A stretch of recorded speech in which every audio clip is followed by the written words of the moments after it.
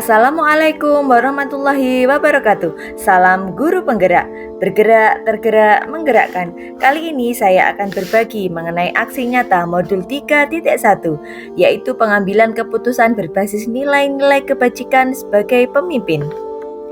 Adapun tujuan pembelajaran khusus pada kegiatan ini adalah calon guru penggerak dapat mempraktikkan proses pengambilan keputusan, paradigma, prinsip, dan pengujian keputusan di sekolah calon guru penggerak. Rangkuman. Pada modul 3.1 membahas tentang pengambilan keputusan berbasis nilai-nilai kebajikan sebagai seorang pemimpin, serta memberikan pemahaman mendalam mengenai bagaimana prinsip-prinsip kebajikan dapat memandu keputusan seorang pemimpin. Konsep utama dalam modul ini mencakup 4 paradigma pengambilan keputusan, 3 prinsip pengambilan keputusan, dan 9 langkah pengujian keputusan. Dengan menggunakan nilai-nilai kebajikan dalam mengambil sebuah keputusan, diharapkan dapat menciptakan lingkungan yang lebih kondusif. Kesimpulan. Dalam proses pengambilan keputusan, pemimpin harus memadukan nilai-nilai pribadi dengan memiliki prinsip etika yang universal untuk mencapai keputusan yang adil dan bijaksana. Pengambilan keputusan berbasis nilai-nilai kebajikan melibatkan pertimbangan yang mendalam tentang kebenaran, keadilan, dan tanggung jawab. Refleksi. Pengambilan keputusan merupakan jantung dari setiap perubahan di sekolah. Sebagai seorang guru penggerak, proses ini bukan sekedar memilih opsi terbaik, melainkan perjalanan mendalam untuk memahami konteks, nilai, dan dampak dari setiap pilihan. Proses pengambilan keputusan di sekolah tentu tidak lepas dari tantangan. Beberapa di antaranya adalah resistensi terhadap perubahan, keterbatasan sumber daya, dan kompleksitas masalah yang dihadapi.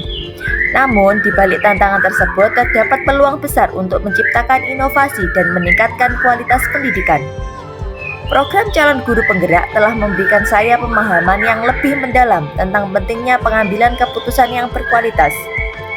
Dengan menerapkan prinsip-prinsip yang telah dipelajari, saya yakin dapat berkontribusi dalam mewujudkan sekolah yang lebih baik lagi. Berikut aksi praktek yang sudah saya laksanakan. Bentuk kasus, yaitu rasa keadilan lawan rasa kasihan. Saya seorang guru kelas 5. Ada seorang anak yang sering membuli teman sekelasnya. Bullying yang dilakukan mulai dari ejekan dan penghinaan. Puncaknya, anak yang dibuli tersebut menjadi sangat tertekan dan tidak nyaman berada di sekolah, sehingga mengakibatkan tidak masuk sekolah, dan orang tuanya datang ke sekolah. Saya merasa sangat kecewa dengan perilaku anak tersebut. Di satu sisi, saya ingin memberikan hukuman atas perbuatannya agar ia jera. Namun di sisi lain, saya juga tidak ingin menghancurkan masa depan anak tersebut dan ingin memberinya kesempatan untuk berubah. Adapun paradigma yang digunakan adalah rasa keadilan lawan rasa kasihan. Dalam keadilan, yaitu memberikan hukuman yang tepat dapat menjadi pelajaran berharga bagi murid agar ia tidak mengulangi perbuatannya, karena tindakan tersebut dapat mengganggu mental murid lain. Kemudian kasihan. Membangun hubungan positif. Guru tersebut berperan sebagai sosok yang dapat diandalkan dan memberikan dukungan. Mungkin ada alasan di balik perilaku murid tersebut yang perlu digali lebih mendalam. Kemudian prinsip yang mendasari. Berpikir berbasis rasa peduli. Keputusan untuk memberikan kesempatan kedua didasarkan pada empati dan pemahaman terhadap situasi pribadi murid. Adapun 9 langkah pengambilan dan pengujian keputusan. Yang pertama, mengenali nilai-nilai yang saling bertentangan. Di situ ada keadilan dan disiplin, yaitu mengikuti peraturan sekolah atau empati dan dukungan, yaitu dengan membantu siswa yang kesulitan. Yang kedua, menentukan siapa saja yang terlibat dalam situasi ini.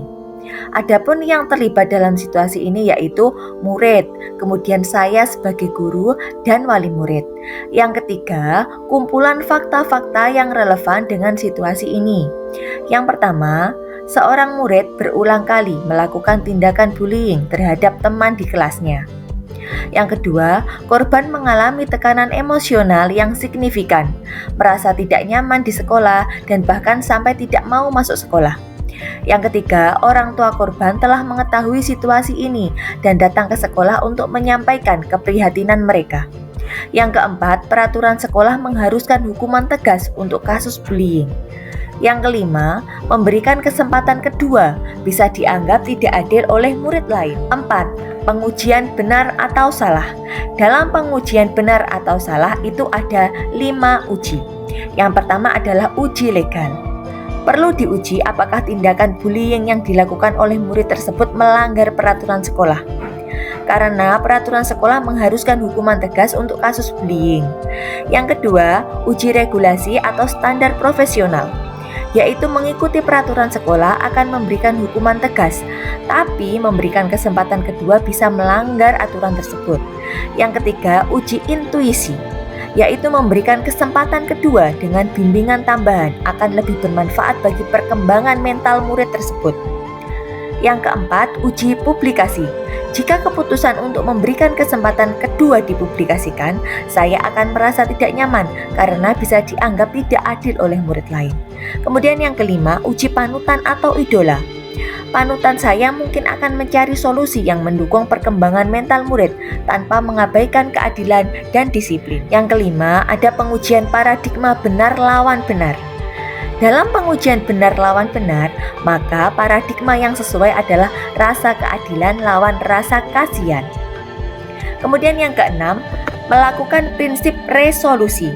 Dari 3 prinsip penyelesaian dilema, prinsip yang digunakan adalah berpikir berbasis rasa peduli. Karena ini melibatkan empati dan memperlakukan murid seperti yang saya harapkan diperlakukan. Kemudian yang ketujuh, investasi opsi trilema. Saya mencari solusi kompromi dengan memberikan murid tersebut kesempatan untuk memperbaiki kesalahan melalui bimbingan tambahan. Kemudian menjelaskan situasi kepada murid lain untuk menghindari kesalahpahaman tentang ketidakadilan. Yang kedelapan, membuat keputusan. Memberikan murid tersebut kesempatan kedua dengan bimbingan tambahan, kemudian memberikan penjelasan terbuka di dalam kelas tentang alasan dibalik keputusan ini untuk menjaga transparansi dan keadilan. Yang terakhir atau yang kesembilan, lihat lagi keputusan dan refleksikan. Berdasarkan keputusan yang saya ambil, maka hal ini memungkinkan saya untuk membantu murid tersebut tanpa mengabaikan nilai-nilai keadilan dan disiplin. Saya merasa keputusan ini adil dan mendidik serta sejalan dengan nilai-nilai kebajikan universal. Keputusan ini juga membantu saya menjadi lebih empati dan pengertian dalam menangani masalah serupa di masa depan, serta menjaga kepercayaan dan transparansi dengan murid lain. Evaluasi ketepatan, tahapan pengambilan dan pengujian keputusan. Langkah-langkah pengambilan keputusan yang diikuti sudah tepat karena melibatkan identifikasi nilai-nilai yang bertentangan, pihak yang terlibat, pengumpulan fakta, dan berbagai pengujian untuk memastikan keputusan yang diambil adalah etis dan dapat dipertanggungjawabkan. Kemudian pertanyaan lanjutan. Saya merasa tidak ada pertanyaan lanjutan karena keputusan yang saya ambil sudah tepat. Lanjut pada evaluasi ketepatan keputusan yang diambil. Keputusan yang diambil sudah tepat, yaitu memilih memberikan kesempatan kedua dengan pendekatan yang lebih mendukung, seperti bimbingan tambahan. Kemudian tetap berkomunikasi dengan kedua belah pihak, baik pembuli maupun yang dibuli serta anak-anak lain, secara transparan mengenai alasan dibalik keputusan tersebut, sehingga mereka memahami konteks dan merasa tidak diperlakukan tidak adil. Demikian tadi aksi nyata yang sudah saya laksanakan. Saya Lulu Lailatul Fitriah mengucapkan terima kasih dan salam guru penggerak.